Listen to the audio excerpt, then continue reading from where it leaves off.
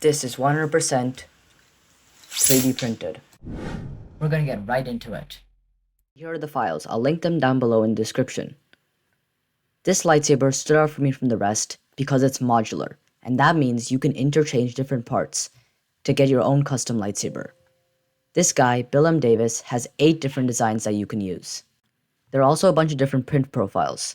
For the sake of this video, I'm going to be using the full saber with the short light module because I have a short pen light, and we're also going to need the side blades. Now, he provides a bunch of detailed instructions down below, but it might be a little difficult for you without a video, so I'll be showing you how to assemble your lightsaber later in this video. And with that, let's jump into Orca Slicer. Alright, so I now have the files open in Orca Slicer, and there's a few things to note here.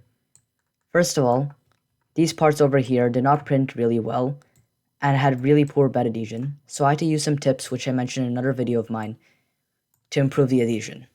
I also printed them one by one just to make sure I didn't get too many print failures.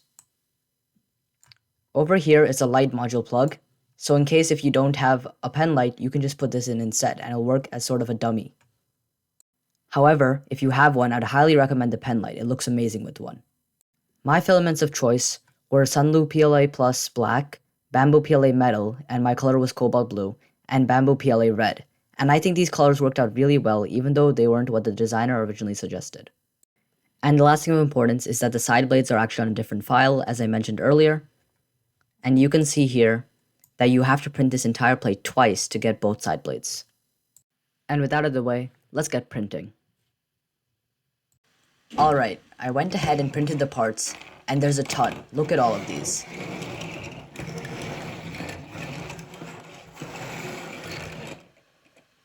But we're going to start off with this tiny midsection.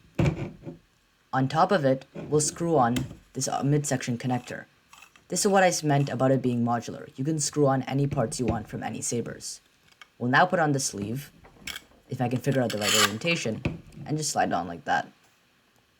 Next, we'll work on the bottom, because the bottom is far easier than the top. Just simply take it and screw it into place.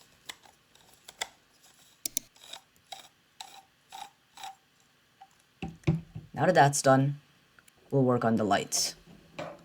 Take this holder, and inside you can place your light or your dummy light, whichever you made.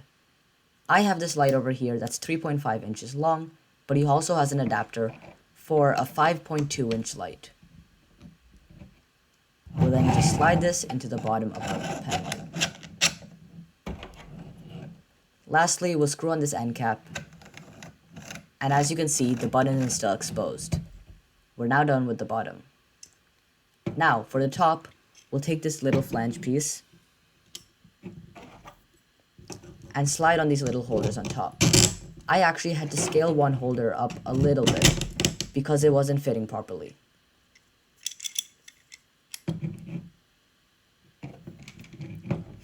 These pieces are for the hilt. We'll attach those in a second. Right now, let's get to work on the side blades. This is an example of a finished side blade. This one is a work in progress.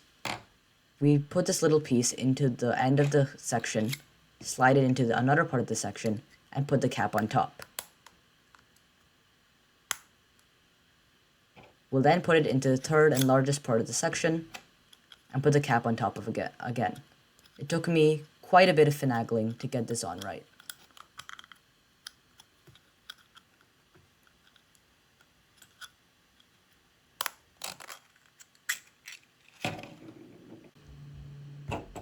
We're now ready to assemble the hilt. First, we take this little side hilt piece and place a side blade inside. We can then simply clip it on or slide it on from the bottom onto our main holder thing. We'll repeat on the other side.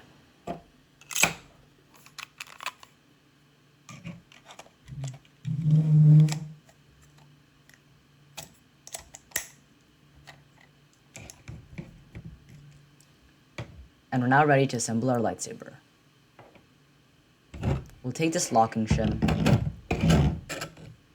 which will go here in a second, but first we want to put in our blade. When you're putting in your blade, make sure this curved part is at the top. We'll then take the hilt and insert the locking shim inside. Lastly, we'll screw the entire hilt onto the lightsaber.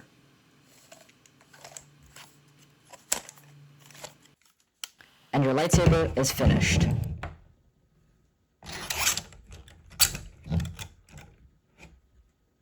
I'll now explain the locking shim mechanism.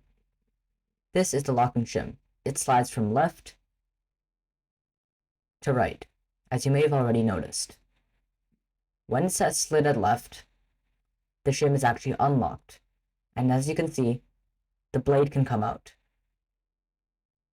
along with the two side blades.